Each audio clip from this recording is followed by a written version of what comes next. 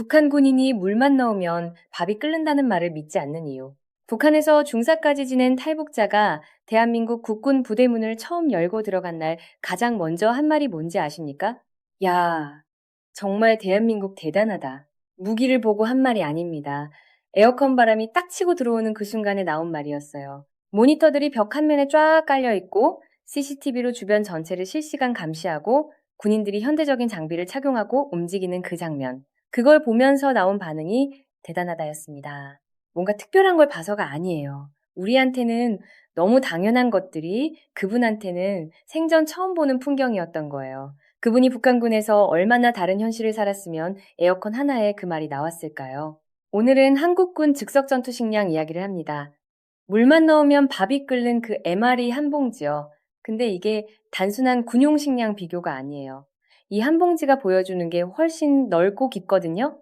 표면은 전투 식량 이야기입니다. 한 꺼풀 벗기면 군 보급 시스템 붕괴가 나오고 한 꺼풀 더 들어가면 두 체제가 사람을 어떻게 다르게 취급하는지 그리고 그 격차 안에서 실제로 살아낸 사람들의 이야기가 나옵니다. 그리고 마지막에 우리가 당연하게 여기는 것들이 사실 얼마나 특별한 것인지를 보여주는 이야기가 됩니다. 시작하기 전에 퀴즈 하나 드릴게요. 북한 군인들에게 이 물건을 보여줬더니 아무도 못 맞췄다는 게 있어요. 한국 분들도 대부분 못 맞춥니다. 하얀색 정사각형 면천, 23cm짜리 2장. 이게 뭔지 아십니까? 어떤 분은 손수건이라 하고 어떤 분은 팔에 두르는 깃발이라 하고 뭔가 먹을 때 쓰는 거라는 분도 있고 별별 답이 다 나왔다고 해요. 하얀 천 2장이니까 항복 깃발 아니냐는 분도 있으셨다고 하는데 그 답이 어떻게 보면 가장 정확한 비유일 수도 있겠습니다. 정답은 발사계입니다. 발을 감싸는 천이에요. 양말 대신에. 잠깐만요. 2000년대 초반 정규 군대에서 양말이 보장이 안 되니까 천으로 발을 감싼다는 게 실제로 있었던 일입니까? 네, 그겁니다. 일제강점기 영화에서나 보던 각반, 그게 21세기 북한 정규군의 표준 보급품이었던 거예요. 지하와 고무창에 천을 댄 신발에 양말 없이 발사계로 발을 싸매서 신는 겁니다. 그리고 이게 예외가 아니에요. 정상적인 보급 상태가 이 수준이었다는 이야기입니다. 이 하나만으로도 뭔가 이상하다는 감각이 오지 않으십니까? 그러면 이제 본론으로 들어가겠습니다. 배낭 이야기부터 해볼게요. 한국군 배낭을 처음 본 그 탈북 중사분이 한 말이에요. 짐이 엄청 커요. 북한군 배낭은 부피가 작다고 했습니다. 무겁지만 작다고요. 왜 무거운지 아세요? 비상식량을 마대자루에 담아서 군인 본인이 직접 3km, 5km씩 지고 다니거든요. 비상 상황을 위해 별도로 정비된 보급 체계가 있는 게 아니에요. 비상 상황에 쓸 식량을 군인 개인이 몸에 짊어지고 이동하는 구조입니다. 드라이 유머 하나 해야 할 것 같은데요. 비상 식량을 본인이 직접 지고 다니는 군대의 비상이 도대체 무엇을 대비하는 건지 사실 잘 모르겠습니다. 군인이 보급병인지 전투병인지 경계가 없는 거죠. 아니, 보급병 역할을 전투병이 하는 군대라는 게 더 정확한 표현일 수 있겠습니다. 한국군 배낭이 큰 이유는 그 안에 시스템이 들어있어서입니다. 일회용 텐트, 즉석 전투 식량, 방수 및 방한 장비. 부피가 크다는 건 물자가 담겨 있다는 뜻이에요. 북한군 배낭이 작고 무거운 건 시스템 없이 사람이 그 자리를 대신하기 때문입니다.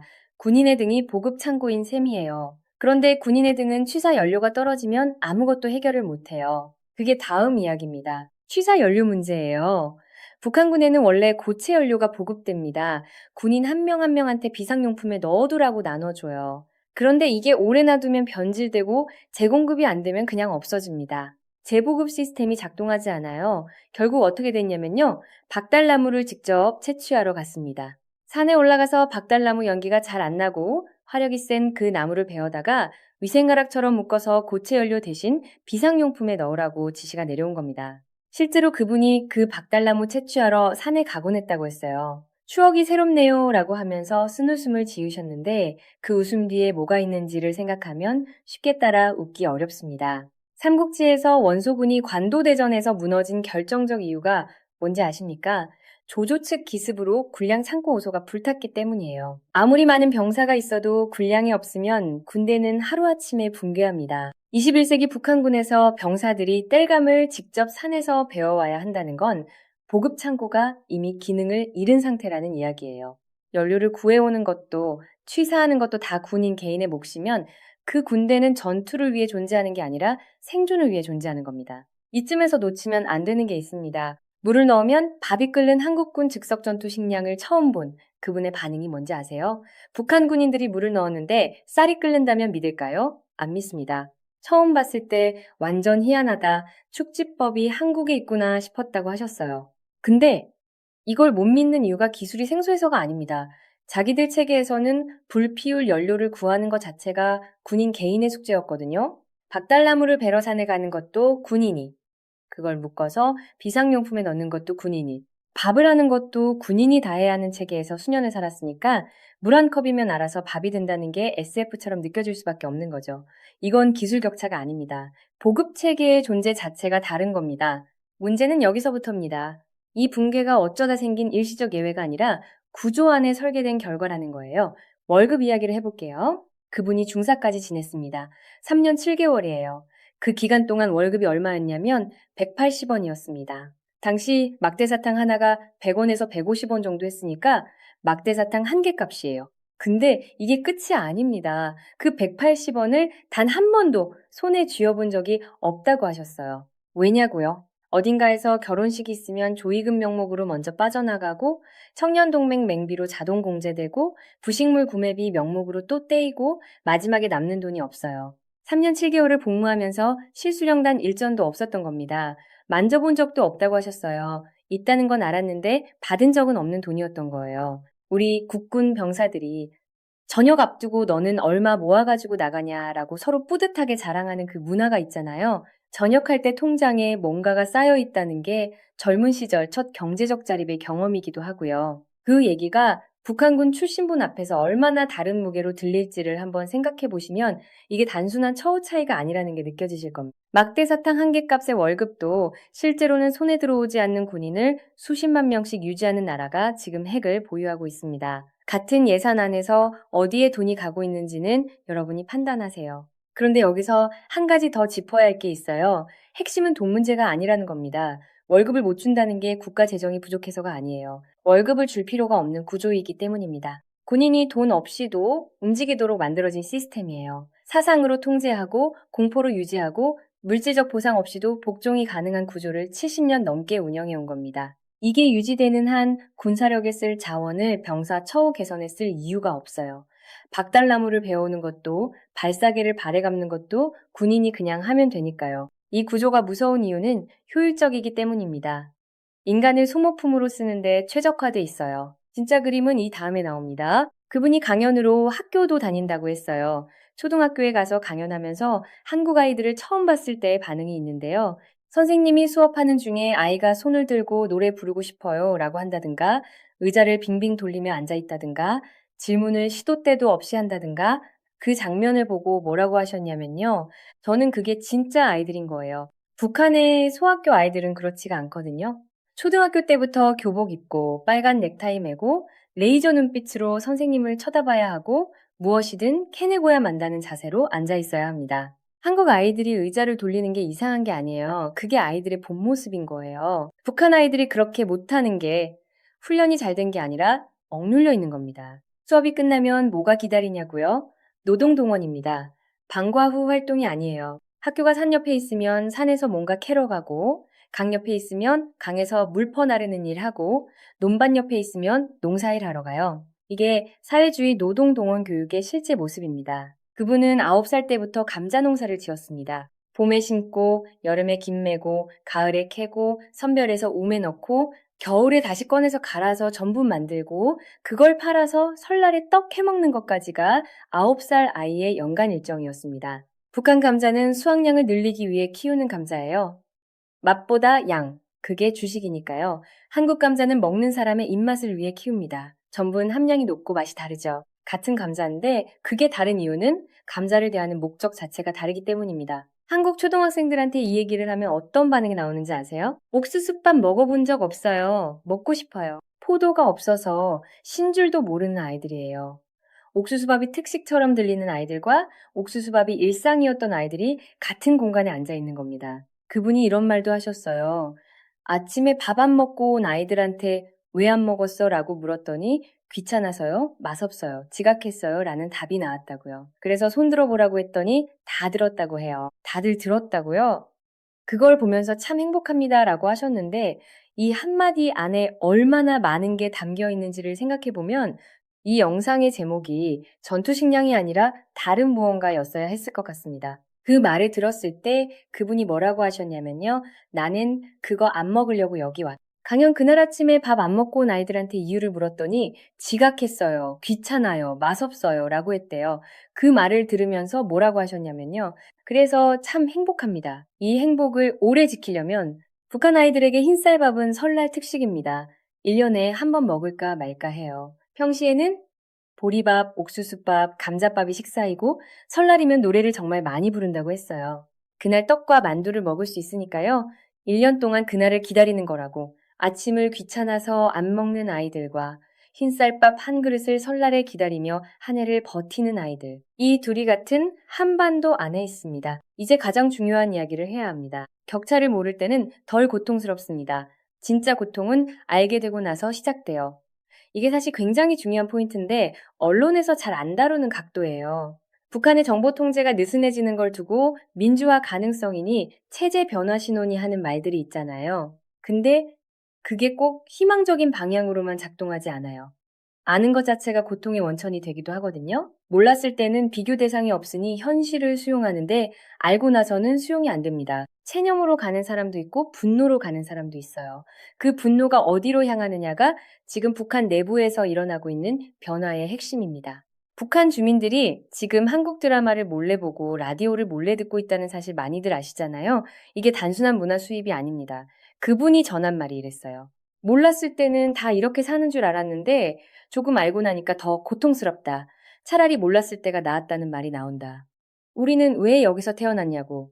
지상파에서 이 이야기에 이 깊이까지 들어간 보도를 보신 적 있으세요? 탈북자 체험담은 다루는데 이 말이 가진 무게 알게 됨으로써 더 고통받는 구조까지 짚는 경우는 드뭅니다. 그리고 거기서 끝나지 않아요. 그분 말씀 중에 이런 게 있었어요.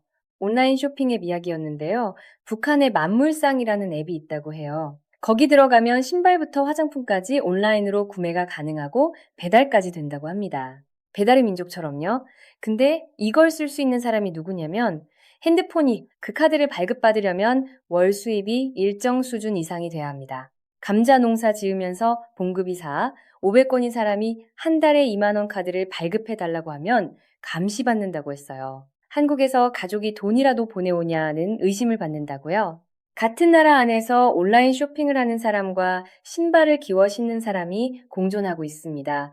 이 격차를 이제 주민들이 보기 시작한 겁니다. 북한 내부에서 지금 일어나는 일이 있어요. 계층 분화 이야기입니다. 예전에는 다 같이 못 살았을 때니까 그나마 견딜 수 있었다고 해요. 고난의 행군 시절에는 어디 가나 다 힘드니까 상대적 박탈감이 지금처럼 극적이진 않았던 거죠. 근데 지금은 달라요. 핵심 계층, 권력을 가진 그 사람들은 두바이 수준으로 향락을 누리고 있습니다. 해외 명품 들고 해외 나다니고 신용카드 발급받아서 온라인 쇼핑까지 해요. 그 아래에 있는 사람들은 신발도 기워서 신어야 하는 처지인데 일 안 나온다고 정신적으로 문제 있다고 투쟁 대상이 됩니다.